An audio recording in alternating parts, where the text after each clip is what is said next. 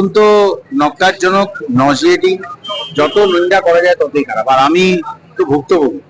হ্যাঁ, যাদবপুরে এইরকম ঘটনা তো আমাকে দিয়েই শুরু হয়েছিল বোধহয়। তো আমি কঠোর ব্যবস্থা তো নেওয়া নিশ্চয়ই হবে। যাদবপুরের মধ্যে এই যে বাম, অতি বাম, এরা কারা? এরা তো গুন্ডা।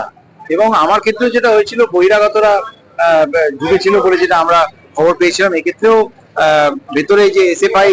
আরে রাজনীতিতে তো বিভিন্ন ধরনের মতাদর্শ থাকবে, এবং এই বিভিন্ন মতাদর্শের কোএক্সিস্টেন্সটাই তো আমাদের ডেমোক্রেসির সবচেয়ে বড় একটা কি বলবো, একটা একটা সৌন্দর্য। ওটাই তো আমাদের ইউনিক একটা ইউএসপি। তো সেখানে একটা পার্টিকুলার দল কিভাবে দিনের পর দিন গুন্ডামি করে যাবে, আর তারা ভাবছে তারা পার পেয়ে যাবে, যাদের মানুষের কাছে কোনো ভিত্তি নেই, সব জায়গাতে শূন্য হয়ে বসে আছে, একটাও সিট তারা জিততে পারে না। রাজনৈতিক মতাদর্শ নিয়ে যদি কেউ চলতেও চায় চলুক না, কিন্তু তার জন্য ভায়োলেন্স কেন? তার জন্য মারামারি কেন? তার জন্য শিক্ষামন্ত্রীর উপর অ্যাটাক কেন?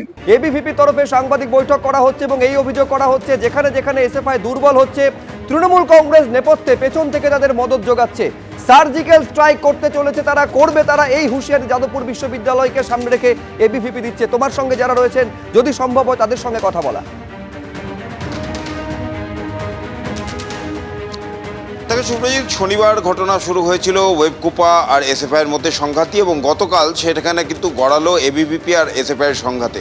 আমরা দেখেছি গতকাল যে তাণ্ডব চলেছে যাদবপুর বিশ্ববিদ্যালয়ের 4 নম্বর গেটে, এবং তারপর আজকে এবিভিপির এই মন্তব্য। স্বাভাবিকভাবেই এর প্রতিক্রিয়া দেবো আমি। এসএফআই যারা সদস্য রয়েছে, আমার সঙ্গে শুভদীপ রয়েছে, শুভদীপ বন্দ্যোপাধ্যায়। কিছুক্ষণ আগে এবিভিপির তরফ থেকে তারা সাংবাদিক বৈঠক করে বললেন যে যেখানে যেখানে এসএফআই দুর্বল হচ্ছে, তৃণমূল তাদের মদত দিচ্ছে, সার্জিক্যাল স্ট্রাইক করা হবে। দিলীপ ঘোষও বলেছিলেন, কি বলবে?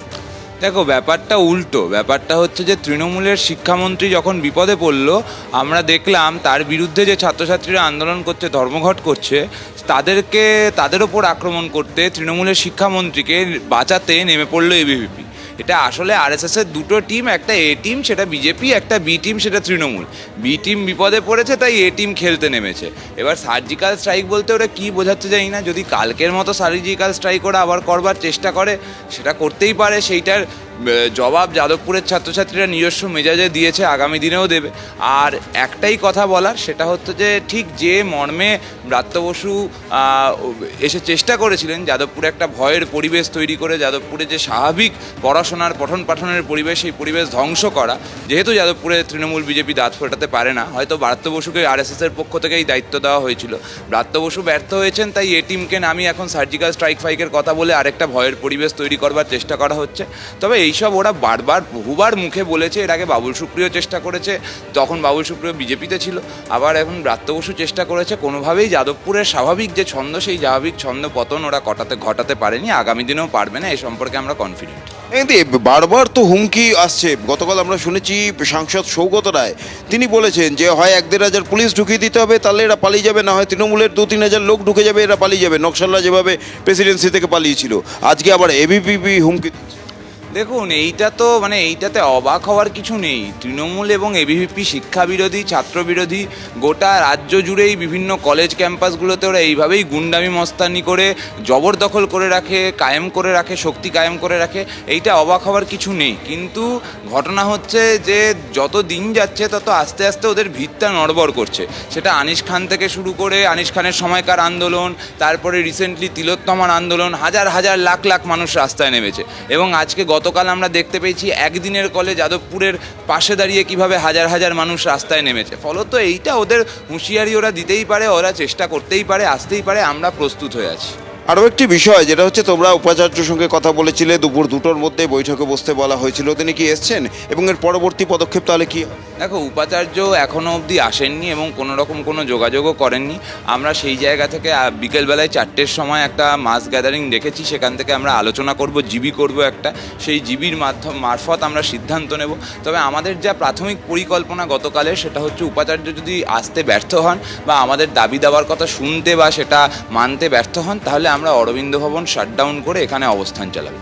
আর ওম প্রকাশ মিশ্রের বিষয়ে যে কার্যত ফতোয়াই তোমরা জারি করেছো, তাকে ঢুকতে দেওয়া হবে না, সেই বিষয়ে এখনো তোমরা অনড়? হ্যাঁ, একদমই অনড়। কারণ ওম প্রকাশ মিশ্র কোনো অধ্যাপক নন। উনি যে আচরণ করেছেন সেটা একটা অধ্যাপকের আচরণ হতে পারে না। ফলত যে অধ্যাপক নন তিনি ডিপার্টমেন্টে ঢুকে কি করবেন, এই আমাদের বক্তব্য। অর্থাৎ সুপ্রজিৎ, বুঝতেই পারলে যে সংঘাতের আবহ ছিল, সেই সংঘাতের আবহ কিন্তু এখনো অব্যাহতই থেকে যাচ্ছে। আমরা জানি প্রথম থেকে ওয়েবকুপার সঙ্গে এসএফআইয়ের যে সংঘাত শনিবার এবং তার পরিণতি কি হয়েছিল আমরা দেখেছিলাম। তার পরবর্তীতে গতকাল এবিভিপির মিছিল থেকে তাদের যাদবপুর বিশ্ববিদ্যালয়ে ঢোকার চেষ্টা এবং সেই নিয়ে রীতিমতো রণক্ষেত্রের একেবারে পরিস্থিতি। কিছুক্ষণ আগে তুমি কথা বলছিলে ব্রতদীপ এসএফআই এর সদস্যর সঙ্গে, এবং তিনি বলছেন ওম প্রকাশ মিশ্রকে ক্যাম্পাসে ঢুকতে তারা দেবেন না। আর এই যে বাধা দেওয়া হচ্ছে বলে অভিযোগ, এবার উপাচার্যকে চিঠি লিখলেন ওম প্রকাশ মিশ্র। তিনি নিরাপত্তা চাইছেন, সিকিউরিটি চাইছেন। অন্তর্বর্তী উপাচার্যকে চিঠি লিখেছেন অধ্যাপক ওম প্রকাশ মিশ্র। প্রয়োজনীয় পদক্ষেপ নেওয়ার আবেদন জানিয়ে চিঠি লিখেছেন যাদবপুর বিশ্ববিদ্যালয়ের অধ্যাপক ওম প্রকাশ মিশ্র। কৃষ্ণেন্দু অধিকারী আমাদের প্রতিনিধি আরো বিস্তারিত এই নিয়ে বলতে পারবেন। কৃষ্ণেন্দু, কি লিখেছেন চিঠিতে, কেন তিনি নিরাপত্তার অভাব বোধ করছেন? দেখো, আজকেই ওম প্রকাশ মিশ্র, তিনি আন্তর্জাতিক সম্পর্ক বিভাগের অধ্যাপক, একটা উপাচার্যকে চিঠি দিয়েছেন। অন্তর্বর্তীকালীন উপাচার্যকে চিঠিতে তিনি যেটা জানিয়েছেন যে তার ডিপার্টমেন্টে তার বিরুদ্ধে অনেক পোস্টার পড়েছে এবং সেই পোস্টার পড়েছে এবং তিনি জানতে পাচ্ছেন যে সেখানকার ছাত্ররা তাকে ঢুকতে দেবে না, এমন কথাও বলছে। এই পরিস্থিতিতে তিনি যাতে বিশ্ববিদ্যালয়ে ঢুকতে পারেন তার ব্যবস্থা করতে হবে, বন্দোবস্ত করতে হবে, ইমিডিয়েট তার ব্যবস্থা করতে হবে এবং সেই ব্যবস্থার আর্জি জানিয়েই উপাচার্যের কাছে আজকে চিঠি পাঠিয়েছেন ওম প্রকাশ মিশ্র। শনিবার যে ওয়েবকুপার অনুষ্ঠান, যেখানে শিক্ষামন্ত্রীর গাড়ি ভাঙচুর হয়েছে, প্রহিত হয়েছেন তিনি, ঠিক এই অনুষ্ঠানে ওম প্রকাশ মিশ্র উপস্থিত ছিলেন মঞ্চে এবং তিনি উদ্যোক্তাদের মধ্যে একজন ছিলেন। এবং ছাত্ররা তারপর অভিযোগ করেছিল যে ওম প্রকাশ মিশ্রের গাড়িতে একজন ধাক্কা খেয়েছে, কিন্তু তিনি তা অস্বীকার করছেন এবং তিনি চিঠিতে এটা উল্লেখও করেছেন যে তিনি শারীরিকভাবে নিগৃহীত হয়েছেন এবং বেশ কয়েকজন স্টুডেন্টের যারা ভেতরে ছিলেন তাদের দ্বারা। এবং এই পরিস্থিতিতে তার বিরুদ্ধেই পোস্টার পড়ছে, ডিপার্টমেন্টে তাকে ঢুকতে দেওয়া হবে না এবং এই জায়গায় যাতে একাডেমিক কাজকর্ম গবেষণা তিনি করতে পারেন সেই ব্যবস্থা বা বিশ্ববিদ্যালয়ে ঢুকতে পারেন প্রয়োজনীয় পদক্ষেপ নিতে উপাচার্যকে চিঠি দিয়েছেন ওম প্রকাশ মিশ্র। যদিও উপাচার্য এ বিষয়ে কি পদক্ষেপ করেন সেই পদক্ষেপের সিদ্ধান্ত এখনো পর্যন্ত বিশ্ববিদ্যালয় কর্তৃপক্ষ জানায়নি, কিন্তু ইতিমধ্যেই সেই চিঠি উপাচার্যকে কার্যত নিরাপত্তা চেয়ে যাদবপুর বিশ্ববিদ্যালয়ের একজন অধ্যাপক ওম প্রকাশ মিশ্র তিনি উপাচার্যকে চিঠি কিছুক্ষণ আগেই পাঠিয়েছেন। ধন্যবাদ কৃষ্ণেন্দু। ক্ষমা চান।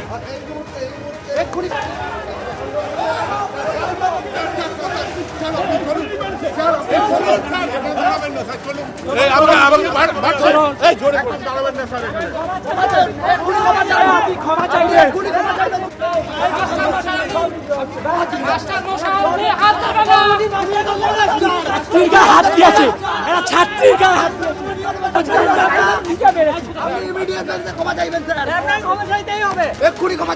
ক্ষমা চান। ইউনিভার্সিটি কর্তৃপক্ষকে এর দায়ে নিয়ে ব্রাত্য বসু সহ অন্যান্য হুলিগানদের নামে এফআইআর করতে হবে এবং ছাত্রছাত্রীদের মামলা লড়তে গিয়ে বা হসপিটালে চিকিৎসা করাতে গিয়ে যে খরচা হচ্ছে সেই খরচার সমস্ত দায়ভার সে ইউনিভার্সিটিকে বহন করতে হবে। দেখুন, আমরা খবর পেয়েছি যে ওম প্রকাশ মিশ্র এখানে আসতে পারেন এবং সেই দিনকে উনি যেভাবে দুজন ছাত্রীকে নিগ্রহ করেছে এটা একটা অধ্যাপক সুলভ কাজকর্ম বলে আমরা মনে করি না। উনাকে আর অধ্যাপক বলে আমরা মনে করছি না।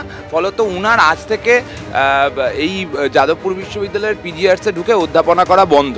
স্বাভাবিক ছন্দে যাদবপুর ফিরবে কবে? দেখো, স্বাভাবিক ছন্দে যাদবপুরের ফেরার জন্য সেটার দায়িত্ব যাদবপুরের কর্তৃপক্ষ এবং যাদবপুরের সরকারকে নিতে, এই পশ্চিমবঙ্গের সরকারকে নিতে হবে। কারণ যাদবপুরের ছাত্রছাত্রীরা তো যাদবপুরে চাপানো চায়নি, ছাত্রছাত্রীরা তো আলোচনা করতে চেয়েছিল ছাত্র সংসদ নির্বাচন নিয়ে। সেইখানে দাঁড়িয়ে ছাত্রছাত্রীদের ওপর হুলিগানের আক্রমণ করলো, একটা ছাত্রকে পিষে দিয়ে চলে গেল। সেই পরিস্থিতি তো ছাত্ররা ক্রিয়েট করেনি, ক্রিয়েট করেছে কর্তৃপক্ষ।